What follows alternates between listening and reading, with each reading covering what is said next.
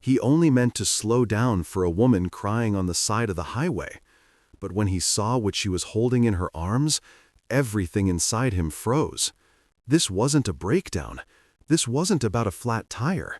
This was a goodbye she couldn't finish alone. And the single dad who stopped for her that night had no idea he was about to change both of their lives forever. Rain fell in long silver threads across the highway, turning taillights into streaks of bleeding red. Noah Reed kept his hands steady on the wheel, eyes flicking between the wiper's rhythm and the faint glow of hazard lights up ahead. Eli, his 7-year-old, hummed softly in the back seat, some tune from a cartoon they both pretended to like more than they did. Noah planned to exit soon, pick up takeout, get home before the storm thickened. But those flashing lights pulsed like a heartbeat he couldn't ignore. He slowed, easing onto the shoulder. Through the wash of rain, he saw a woman standing beside a dented sedan, her coat plastered to her skin, hair tangled, shoulders shaking. One hand pressed against the roof for balance, the other clutched something tight against her chest. At first, he thought it was a bag. Then, the lightning flickered, and porcelain caught the light. It wasn't a bag. It was an urn. Noah's breath caught. The woman was crying to it, lips moving in broken fragments the storm carried away. He turned off the engine. "Stay buckled, buddy," he told Eli. "I just need to check if she's okay." He grabbed his raincoat and flashlight, stepping into water ankle-deep, the cold slicing through his jeans. Traffic thundered by, wind pressure rocking him sideways. He called out, voice raised but gentle, "Ma'am, do you need help?" She didn't answer, only tightened her grip on the urn. He approached slowly, palms open to show no threat. Her eyes lifted, dark, hollow, disbelieving someone had stopped. "I'm fine," she shouted over the noise, but her lips trembled on the lie. The car's rear tire was shredded, trunk cracked open to reveal scattered flowers, now soaked and colorless. Noah's flashlight beam steadied on a small plaque affixed to the urn's base. Aaron Patel, beloved husband, 1987-2024.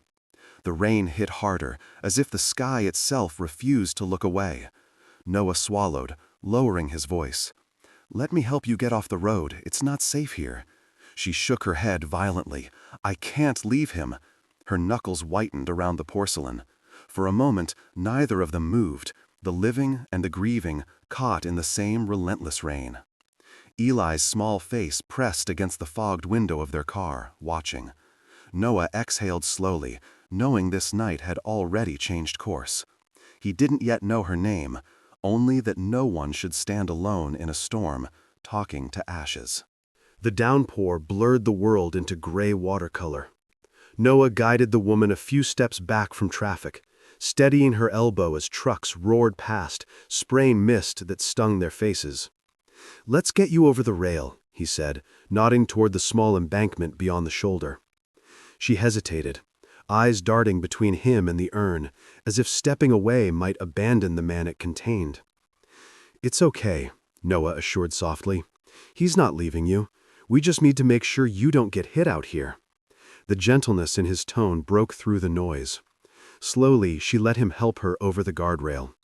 Up close, she looked early 30s, olive skin drained pale, mascara bleeding down her cheeks. Her lips shivered with words she couldn't form. "I'm Noah," he said, trying to ground them both. "My son's in the car, Eli. We're just heading home. You picked a rough night to be out here." She blinked rain from her lashes. "The tow truck canceled. Battery died. I didn't want to leave him alone." Her hand brushed the urn. He died on this road." The words came out like glass scraping stone. "Aaron?" Noah read the name carefully, nodding with respect. "Your husband?" She swallowed, nodding once, tears mixing with rain. "He worked late, hit by a drunk driver, right there." She pointed toward a bent signpost, half hidden in weeds. "I thought if I came back, maybe it would hurt less, but I can't even make it home." Her voice cracked on home. Noah crouched beside the tire, ripped open, rim bent. "This isn't drivable," he said. "I'll call for another tow. I keep numbers for road service." She shook her head again. You don't have to. You don't even know me. You don't have to know someone to care if they survive the night, he said, already dialing. Eli's small figure had unbuckled now, face pressed to the window, watching with wide eyes. Noah waved to show it was okay, then turned his jacket collar up as the operator confirmed a truck within 20 minutes. He jogged back to the car, opened the door, and grabbed a fleece blanket and a half-empty thermos. Eli, I'll leave the heater on, he said. If you get scared, just honk twice. The boy nodded solemnly, lip trembling. Dad, is she hurt? Just sad, Noah answered. Sometimes that's the harder kind. Back at the rail, he offered the blanket. Here, he said, it's clean. My kid insists we keep spares for emergencies. She stared at it, like it was too kind a thing to accept. Maya, she finally said, as if giving her name were proof she still existed. Maya Patel. Nice to meet you, Maya, Noah replied quietly. They sat on the cold concrete edge, the storm muting into background hum. A line of headlights swept past, fading into distance. The urn rested between them, rain beating on its surface. For a long moment, neither spoke. Then, Noah unfastened his coat, draping part of it across the urn to shield it from the rain. Maya glanced at him, startled by the instinctive reverence. He only shrugged. He matters to you. That's enough for me. Her breath hitched, a single tear escaping despite the rain. For the first time that night, she didn't feel invisible. Lightning forked across the horizon, illuminating the fractured world in sharp white flashes. The highway's roar never stopped, rubber against wet asphalt, engines drumming like a restless heart. Maya sat wrapped in Noah's fleece, the urn balanced carefully on her lap. He crouched nearby, phone light scanning the tire. Tao says 15 more minutes, he said, raising his voice over the storm. They're sending someone out of Hallie's garage.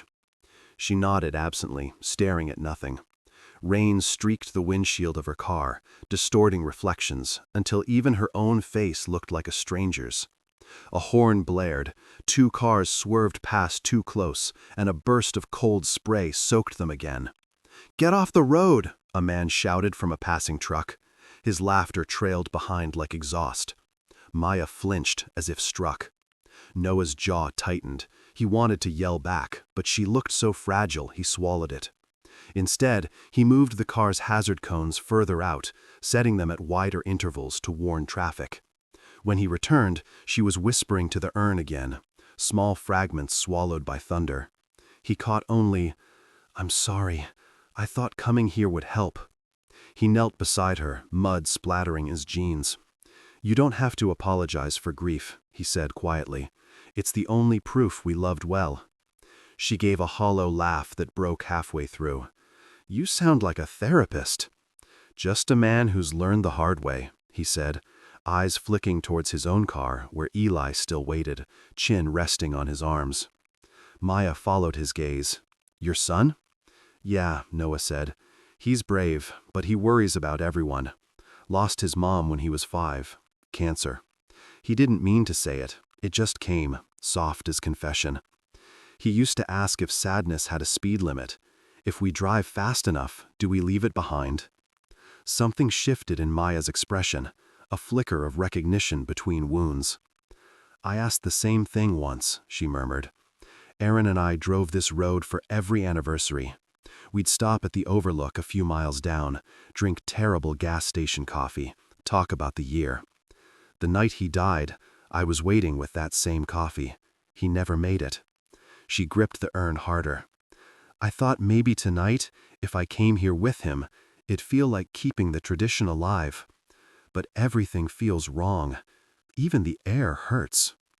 The wind gusted, snatching an empty flower wrapper from the trunk and sending it spinning across the asphalt. Maya turned sharply, panic flashing. "Wait!" she cried, stepping toward the shoulder. Noah grabbed her wrist before she could stumble into the lane. Tires hissed past only feet away. He pulled her back, their feet sliding in the mud. For a moment, they stayed that way. His hand around her wrist, her breath ragged, the urn safe but trembling between them. "Easy," he said, steadying her. He wouldn't want you following him into traffic. The truth landed heavy. She blinked fast, then shook her head, tears mixing with rain. I know. Her voice broke. Everything I loved ended right here. I can't drive past it. Every time I try, I freeze. Noah crouched, meeting her at eye level.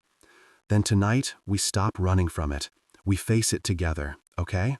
Just until the truck comes. She searched his face for judgment, and found none. Only calm, weathered, patient, kind. The kind that comes from surviving storms, not avoiding them. Another car slowed this time, headlights illuminating the scene. An older couple peered out, the woman mouthing, "Are you okay?" Noah raised a thumbs up, gesturing them to keep moving. They waved, pity etched on their faces before fading into rain again. Maya turned away, shame tightening her shoulders. People look at me like I'm crazy, standing here crying over ashes. They look because they see love, Noah said. They just don't know what to do with it. The tow truck's amber lights finally appeared in the distance, shimmering through the downpour like salvation.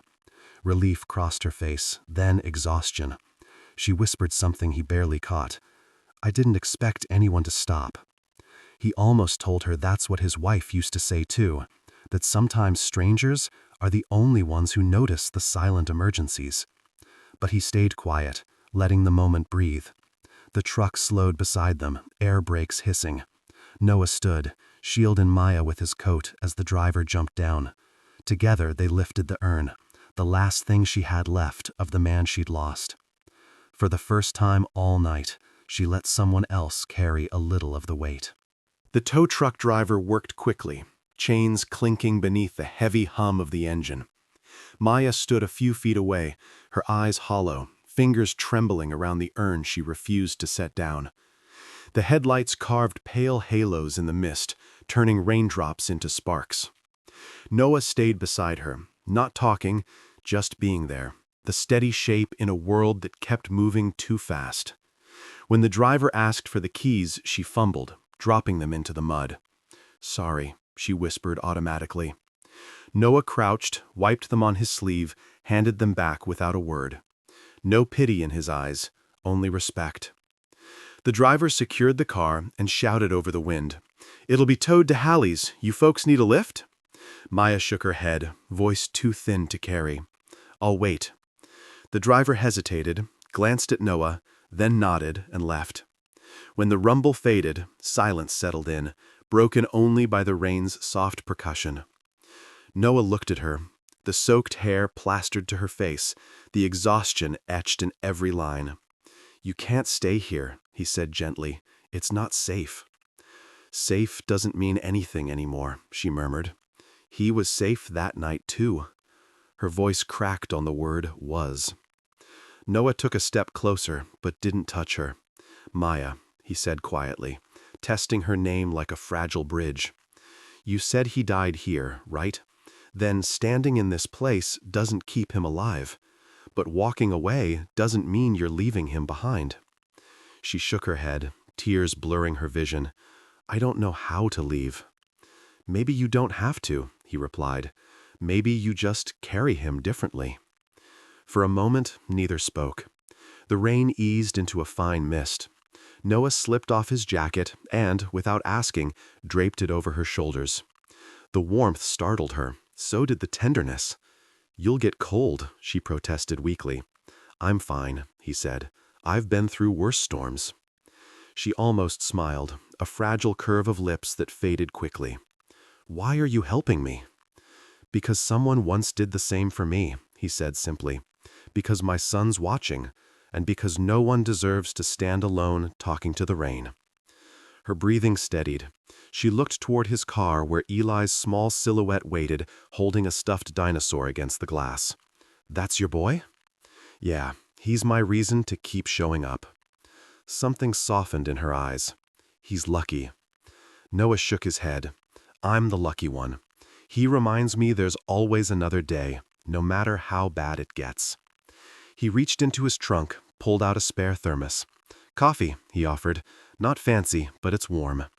She hesitated, then accepted it. The steam fogged between them, carrying the faint scent of vanilla creamer and burnt hope. She took a small sip, whispering, "Thank you." He nodded toward the urn. "Tell me about him." She blinked, caught off guard. Most people avoided that subject, terrified of saying the wrong thing. "Aaron," she said finally. "He laughed too loud, hated mint ice cream, and fixed everything with duct tape. He was home." Noah smiled softly. "Sounds like a good man." "He was," she said, "until the world decided otherwise." Noah looked out at the slick asphalt stretching endlessly ahead. "The world decides too many things," he said, "but it doesn't get the last word." She stared at him, something shifting behind her eyes, a flicker of belief, small but real. The headlights of the tow truck disappeared over the ridge, leaving them in near darkness. "Come on," Noah said finally. "Let's get you somewhere warm." For the first time that night, Maya didn't argue. She followed. They sat side by side on the guardrail, the highway stretching before them like a river of red and white lights. The rain had softened to a drizzle, tiny drops clinging to their hair and eyelashes. Maya cradled the urn in her lap, fingers tracing the engraved letters. Her breathing had slowed. Exhaustion replaced panic. Noah leaned forward, elbows on knees, his voice low but clear above the hiss of the wet road. "You know, when my wife passed, I thought silence meant forgetting. Turns out, it just meant listening differently." Maya turned her head, studying him. The man beside her didn't look like a hero, just a father who'd learned to keep his promises. His coat was soaked through, boots caked in mud, but his presence radiated calm. "What happened to her?" she asked, quietly. "Leukemia," he said. "Fast, too fast. One morning she was making pancakes, the next, hospital lights. Eli was 5. He thought I could fix it. I kept trying to, long after she was gone." He gave a sad chuckle.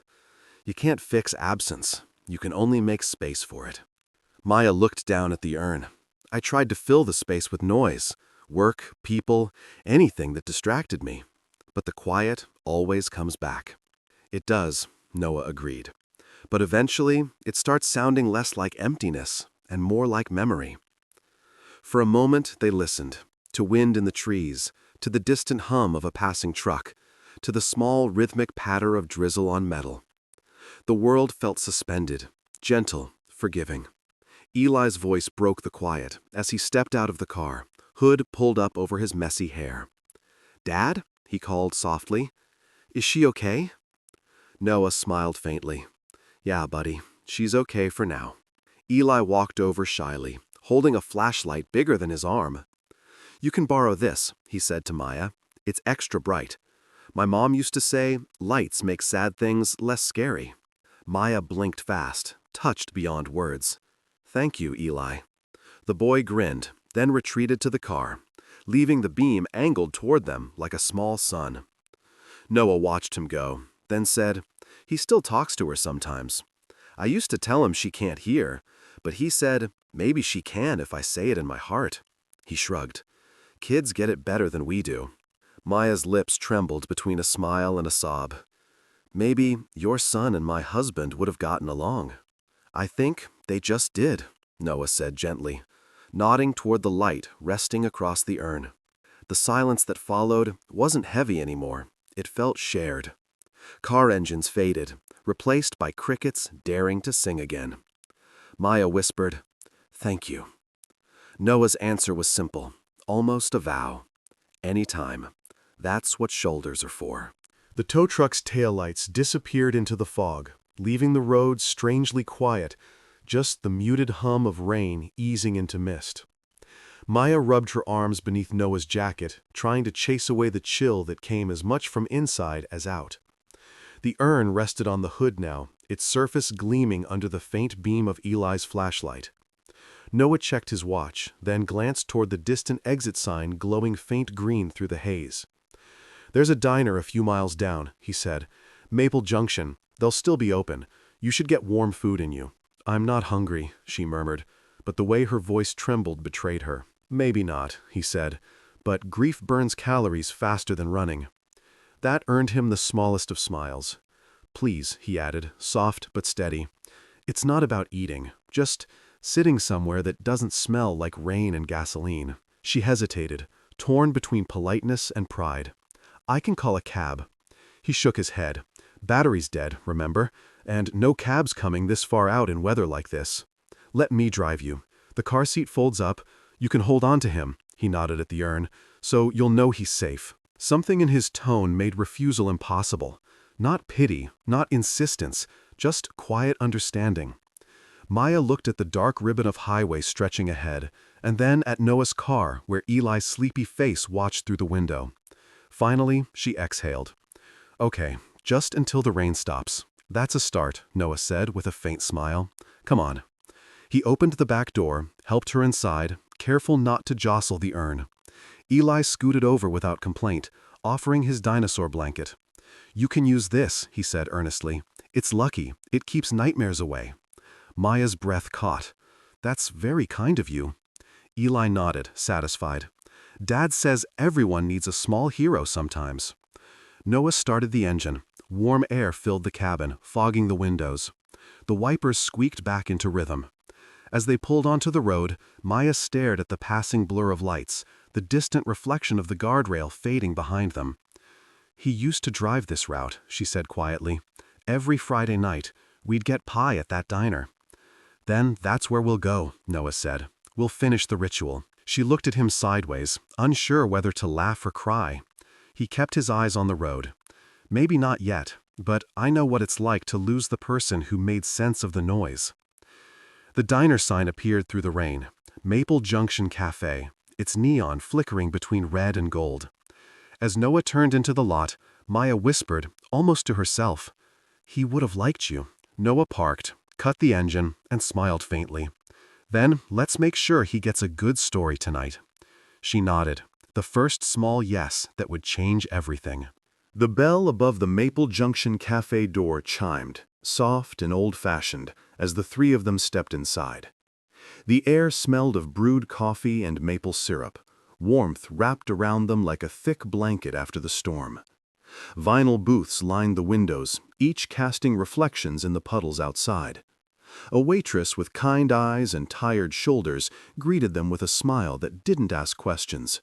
"Sit wherever you like, hon. Kitchen's still open." Noah guided Maya toward a corner booth. Eli slid in first, scooting across the seat with the unself-conscious enthusiasm of a child who believes every stranger might be a friend. Maya hesitated before sitting, clutching the urn to her chest. When she finally set it down beside her, she rested her palm on the lid, protective, reverent. The waitress returned with menus and 3 mugs of steaming coffee. "Hot cocoa for the little man?" she asked. Eli nodded eagerly. "And maybe an extra marshmallow," Noah added.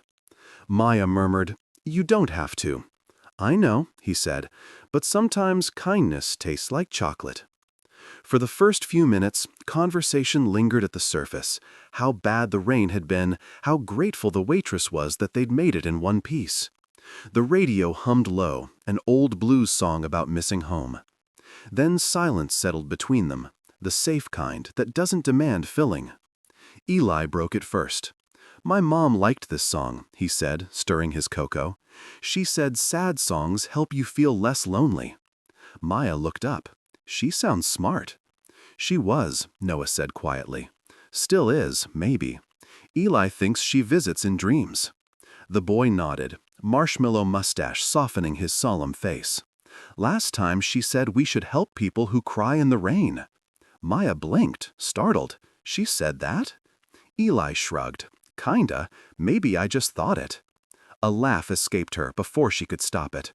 A small, unsteady sound, but real. The waitress appeared with plates, pancakes glistening with syrup, soup that smelled of thyme and butter. Maya hadn't realized how hungry she was until the first bite. Warmth spread through her chest that had nothing to do with temperature. Noah stirred his coffee, watching her. "Better?" She nodded. "It's been months since I sat somewhere without feeling like I should leave." "You don't have to," he said simply. They ate quietly for a while. Outside, the storm finally broke apart. The windows were streaked but calm. Maya studied the man across from her, the patience in his posture, the easy way he let silence breathe. "You do this often?" she asked. "Stop for strangers on dark roads?" He smiled. "Not often, just when something tells me to." "Something?" "My wife used to say my gut has better morals than my brain." Maya smiled faintly. "She sounds like someone who saw you clearly." "She did," he said, "and she'd have stopped for you too." Her throat tightened. "You're both kinder than most people I've met lately." Pain makes people flinch. Kindness is just choosing not to. Eli had been quietly doodling on a napkin. Now he pushed it toward Maya. It was a stick figure drawing. 3 people under one umbrella, a 4th shape hovering above them made of scribbled light. "That's your husband," he explained matter-of-factly. "He can share our umbrella too." Maya stared at it, something hot pricking behind her eyes. "That's beautiful, Eli." He grinned. "Dad says umbrellas are just hugs you hold over your head." Noah rubbed his forehead, embarrassed. "I said that once during a camping trip." He never forgot. "Good philosophy," Maya said softly. She folded the napkin carefully and tucked it into her coat pocket. "I'll keep it." Time loosened its grip inside the diner. Coffee refilled itself, laughter slipped back into conversation. She told them about Aaron, how they'd met in college, how he used to fix broken radios just to prove sound could come back. She admitted she'd kept his toolbox untouched since the accident. Noah listened like each word was worth keeping. When Eli grew sleepy, his head drooping against his dad's shoulder, Noah waved for the check. The waitress set it down, but shook her head. "On the house," she said. "Whatever you folks are going through, you made my night better, just sitting here." Maya protested weakly, but the woman smiled. "Sometimes blessings pay themselves forward." Outside, the rain had stopped entirely. The parking lot glistened under the neon sign. Puddles mirrored the red and gold letters of Maple Junction Cafe. They stood there for a moment, uncertain how to end something that already felt like the beginning of a story. "Do you have somewhere safe to go tonight?" Noah asked. "My sister's place," she said, "an hour away. She's been asking me to visit. Maybe I'll finally say yes." He nodded, relieved. "Good." He scribbled his number on a napkin, folded it once. "If you need help with the tire claim or anything, call." Maya took it, eyes lingering on the ink. "Thank you, Noah." Eli yawned. "Can we see her again?" Noah hesitated, meeting Maya's gaze. "We meet for breakfast every Saturday. Pancakes and bad jokes. Open invitation." Maya smiled softly, pressing the urn closer. "I think Aaron would approve of that." They parted in the parking lot, under a clearing sky. Thunder mumbled somewhere distant, but stars pushed through the clouds one by one. As her taillights disappeared down the highway, Noah felt something quiet unfold in his chest. Not rescue, not romance, just a sense that maybe the world still stitched itself together in small, tender ways. Inside her car, Maya turned on the radio. The same blues song played again, but now it sounded different, less lonely, more alive. She looked at the napkin drawing on her seat and whispered, "I'm still here." And for the first time since the accident, she believed it. Weeks slipped by, gentler than either expected. The storm had left more than puddles. It had left an unspoken promise. Maya kept in touch, small text updates at first. Got the car back. Visited my sister. Then, one Saturday morning, she appeared at Maple Junction again. No storm this time, just sunlight spilling through the glass, catching the dust in lazy spirals. Eli spotted her first and waved both arms so wildly his cocoa nearly toppled. "You came back!" he shouted. Maya laughed, a sound freer now. "I said I would." It became routine. Pancakes on Saturdays, sometimes dinners midweek when schedules allowed. Noah learned how she liked her coffee, 1 sugar, no cream. She learned he couldn't bake to save his life, but made the best grilled cheese in town. Eli grew attached quickly, pulling her into his school projects and insisting she judge his art contests. "You're good at seeing," he said once. She blinked at that, recognizing the depth beneath a child's words. They talked about Aaron sometimes, about Noah's late wife, about the ways grief folded but never fully disappeared. There were moments of shared silence where the weight between them wasn't heavy anymore, just familiar. When Maya laughed now, Noah caught himself watching, not out of pity, but out of gratitude that life still sounded like laughter. One evening, after helping Eli build a blanket fort shaped like a pirate ship, Maya found herself lingering at the door. "You sure you don't mind me intruding so much?" she asked. Noah smiled, tired but content. "You don't intrude. You anchor." The words settled between them like a heartbeat. She didn't know what to say, so she just nodded, whispering, "Good night." That night, she dreamed of rain, but this time she wasn't alone on the shoulder. Someone stood beside her, holding an umbrella big enough for 3. 6 months after that night of rain, the world felt softer, like the edge of every hard memory had been sanded down by time and gentle company. The air that evening glowed gold as summer gave way to autumn. Maple trees lined the same stretch of highway, their leaves trembling in a lazy breeze. Maya sat in the passenger seat of Noah's truck, the urn resting quietly in her hands. The sky was a watercolor wash of pink and amber. Even the hum of the tires felt reverent. Eli was in the back seat, quiet for once, sketchbook on his lap. "We're almost there," he whispered, as if speaking too loudly might disturb something sacred. When they reached the familiar bend near the guardrail, Noah slowed to a stop. The spot looked different now. Grass had regrown where the mud once was, wildflowers tilted toward the dying sun. Maya stepped out slowly, clutching the urn, breathing through the ache that pulsed like muscle memory. "I thought it would hurt to come back," she said softly, "but it doesn't, not like before." "That's because you're not standing alone this time," Noah replied. She nodded, her throat tightening. They walked to the same patch of gravel where she'd first broken down months ago. Eli placed a small bundle of flowers near her feet, wild daisies tied with string. "Mom used to say flowers belong where love happened," he said. Maya knelt, unscrewing the urn's lid with trembling hands. Inside, the ashes looked softer than she remembered, like powdered light. The wind stirred gently, and she whispered, "Thank you for every mile we drove together, for every Friday night." Her fingers opened, and the breeze carried what remained into the sunset, tiny particles scattering like silver dust across the horizon. She closed her eyes, and for the first time since the accident, she didn't see the crash. She saw laughter on a passenger seat, the glow of dashboard lights, the warmth of a hand over hers. The grief didn't leave. It transformed, settling somewhere inside her chest where it could live without pain. When she turned back, Noah stood a few steps behind, hands in his pockets, waiting, not intruding, not rescuing, just witnessing. Her gaze met his, and something wordless passed between them, the recognition of two people who'd survived their own endings and somehow found a beginning. She reached for his hand. He let her. Eli looked up from his sketchbook, smiled, and drew another umbrella, this time bigger, covering all 3 of them under a sky streaked with gold. The sun slipped lower, turning the clouds into embers. They stood by the guardrail long after the ashes had drifted away, as if waiting for the moment to tell them what to do next. Maya still held the urn's empty shell, light now, almost weightless. She brushed her thumb along the rim, then looked up at Noah. His jacket was thrown over his shoulder, hair tousled by wind, expression quiet but open.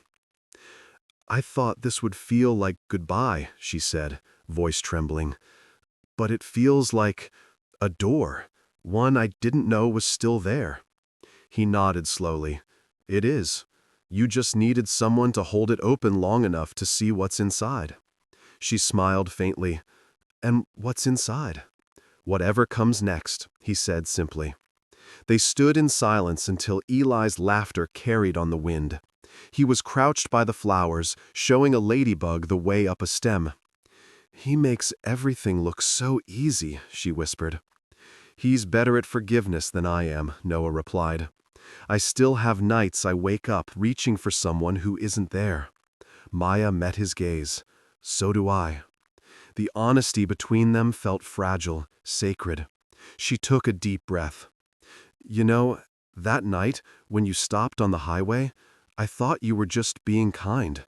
I didn't realize you were teaching me how to breathe again. He stepped closer, eyes searching hers.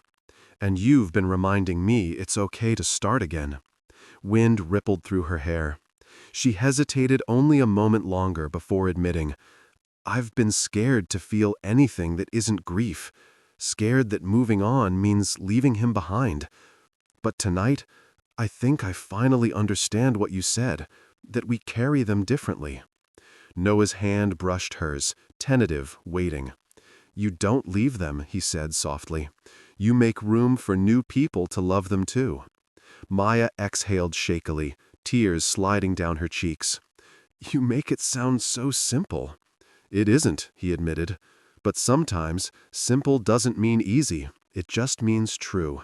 She laughed through the tears, shaking her head. You always say things like that. Do you practice? He smiled. Eli says I talk like fortune cookies. Maybe he's right. Her laughter grew steadier. If that's true, this one's for you. She reached up, touched his face lightly, and whispered, Thank you for stopping that night. Noah caught her hand before she pulled away. Thank you for letting me. The space between them closed naturally, like gravity had been waiting. The kiss wasn't dramatic, just warm, certain, a quiet promise wrapped in the scent of rain and wildflowers. When they parted, Maya leaned her forehead against his chest, hearing the heartbeat she hadn't realized she'd been waiting for. Eli's voice drifted toward them. Are we going to the diner now? Maya laughed, wiping her cheeks. Yeah, she said softly. Let's go to the diner. Sometimes choosing tomorrow was as simple as saying yes. The months that followed didn't unfold like a fairy tale. They built themselves quietly, the way dawn seeps in through curtains. Saturday breakfasts became tradition. Maple Junction's waitress began saving their corner booth, greeting them with, "Family tables open." The urn now rested on a shelf in Maya's home, surrounded by photos and wildflowers Eli picked every week. The pain never vanished, but it changed texture, less sharp, more like the outline of something once whole. It was during one of those breakfasts that the idea found them. A trucker at the counter mentioned almost hitting a stranded car in the dark and how he wished people carried more emergency gear. Maya looked at Noah, the same thoughts sparking between them. What if we did something about that? Within weeks, they'd started the Roadside Remembrance Network, a small initiative born from a night of rain. What began as care kits in their trunks, flares, blankets, thermoses, spread quickly. Friends from the diner joined, donating supplies. Eli made stickers that read, "Shoulders are for safety," drawn with clumsy hearts and tiny cars under umbrellas. Maya handled the coordination, her nurse's precision turning grief into purpose.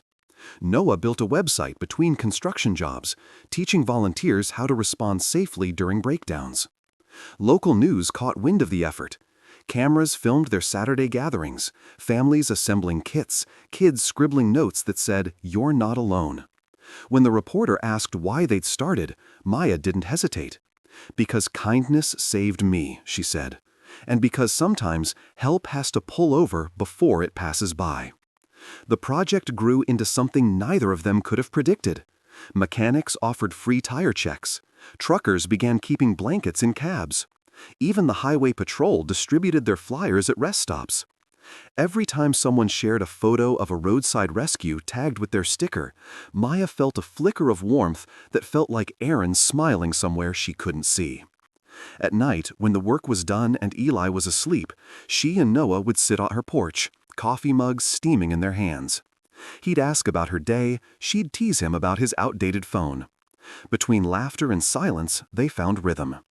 One evening, she said, "I used to think love died on that highway." Noah looked at her gently. Maybe it just changed lanes. They both laughed softly, letting the truth of it sink in. The road that had taken so much was giving something back. A year later, the same stretch of highway looked different, safer somehow, brighter even when clouds rolled in. Reflectors glinted like small promises, and wildflowers had reclaimed the ditches. At mile marker 42, a new sign stood. Roadside Remembrance Point, dedicated to all who've been helped and all who chose to stop. Beneath it, 3 people knelt to place fresh daisies: Noah, Maya, and Eli. The morning sun broke through the clouds, laying gold across the asphalt. Maya brushed the sign with her fingertips, smiling softly. "He'd like this," she said. "He'd be proud of you," Noah replied. "Of us," she corrected, glancing at Eli, who was busy taping a new sticker to the guardrail, his own drawing of an umbrella sheltering 2 cars and a heart between them. When they stood again, the wind carried the faint scent of rain, gentle, cleansing. Maya tilted her face upward, letting the cool drops touch her skin. "Every time it rains, I remember that night," she whispered, "how it started with a storm and ended with a beginning." Noah slipped his hand into hers, warm and steady. "That's the thing about storms," he said. "They make you notice who's still beside you when the sky clears." Eli lifted his camera, Maya's old one, and snapped a photo. "For the website," he said proudly. "This is the best one yet." They walked back to the truck, their reflections following in the puddles. Before climbing in, Maya looked once more at the road, sunlight gleaming off its wet surface. In that shimmer, she saw it all: the grief, the kindness, the night that changed everything, and felt gratitude so fierce it left her breathless. As they drove away, the sign faded into the distance, but its message lingered. Sometimes, the miracle isn't that someone stops for you, it's that they stay long enough to remind you the road still leads forward. The sky opened wider, pouring gold on the horizon, and in the truck's quiet hum, Maya reached across the console, fingers brushing Noah's. He squeezed gently. Behind them, the shoulder shone like a promise kept.